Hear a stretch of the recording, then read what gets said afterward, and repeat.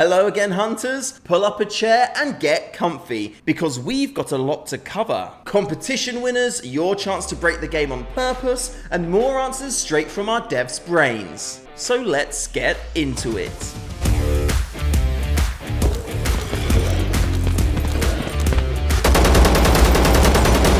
First up, let's talk about our community competitions.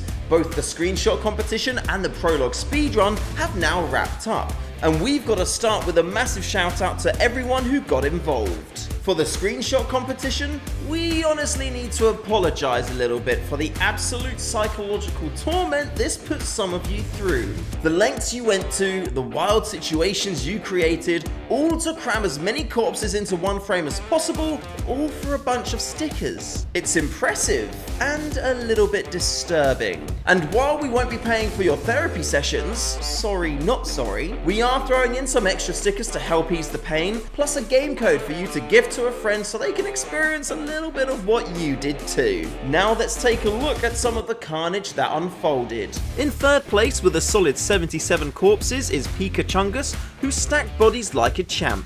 Second place goes to Singularity, who managed a whopping 104 corpses in one shot. That's not a screenshot, that's a mass grave. And in first place with an almost disturbing 129 kills, it's Avarice. You monster, you absolute legend. Genuinely, well done to all of you three, and congratulations to everyone else who submitted a screenshot. Seriously, you folks are built different. Over on the prologue speedrun side of things, it's the same story. Amazing work. You showed us just how fast our new tutorial can really be shredded. In third place, clocking in at 2 minutes 23.57 is Marjhan01, who was fast, precise and efficient. Second place goes to Wardle2403 with a clean 2 minutes 23.3, who just barely edged out third place by milliseconds. And in first place, our lightning fast winner, Pikachungus, again, with a time of 2 minutes 21.44. This man is a machine. Speed and slaughter, incredible.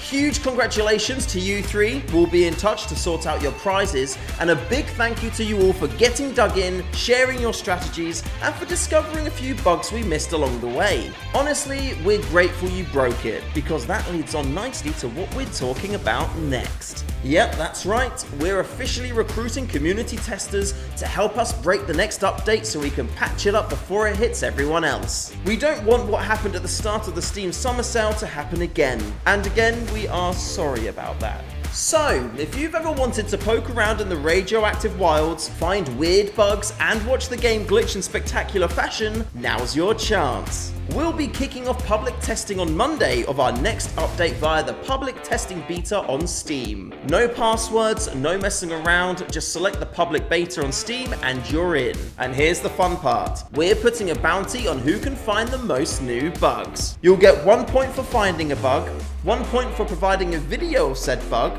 and 1 point for providing details on how you can make the issue happen again. In the biz, we call this repo steps. Our QA man with a plan, Ethan, will be managing the list, so go make friends with him on Discord and get ready to report as much information as possible. The more you break it, the better. And remember, whoever uncovers the most chaos will win themselves some exclusive ZERO Sievert merch. So if you want bragging rights and free stuff, you know what to do. Head on over to the official ZERO Sievert Discord server and tag Ethan so he can get you set up. Oh, and one small thing, please don't send him any dick pics. Another week, another load of interesting questions. Let's take a look at some of your submissions in the Dev AMA. Jack asked, will there be sci-fi future weapons or experimental stuff like laser guns or radiation guns for late game? The short answer is no. This is because we're not really fans of them in post-apocalyptic survival games. Granted, this is a bit of a personal preference, but hey, mods exist. So if you really want a radioactive plasma launcher, go wild. Biosteros asked, ZS has one of the best new accessibility options I've seen, turning flashbangs black instead of white to stop the physical pain some people get. How did that come about? And do you see barriers to it becoming more common? This is a great one, and honestly, we can't even remember who suggested it. Maybe it was the community, or maybe it was a QA tester. The only real barrier here is that our brains are used to white flashes meaning flashbang and black fades meaning more death screens or errors. So some studios may think it will confuse players, but it really does depend on the game. We're happy to have it, and if more studios wanted to implement it, we think that would be a good thing.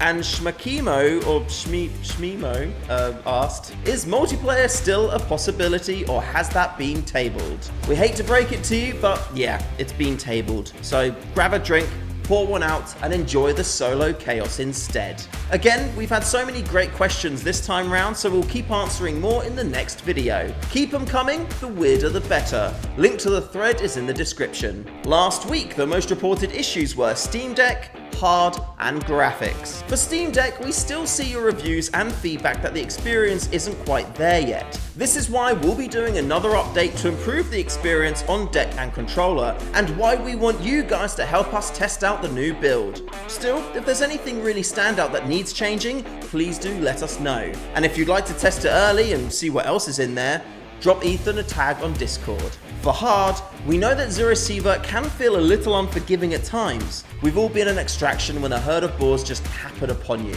This is why we added a plethora of settings to allow you to customize your experience within an inch of its life. I, for one, am not a huge fan of my guns jamming, so I've tweaked it so they can't. Some say cheeky, others say big brain.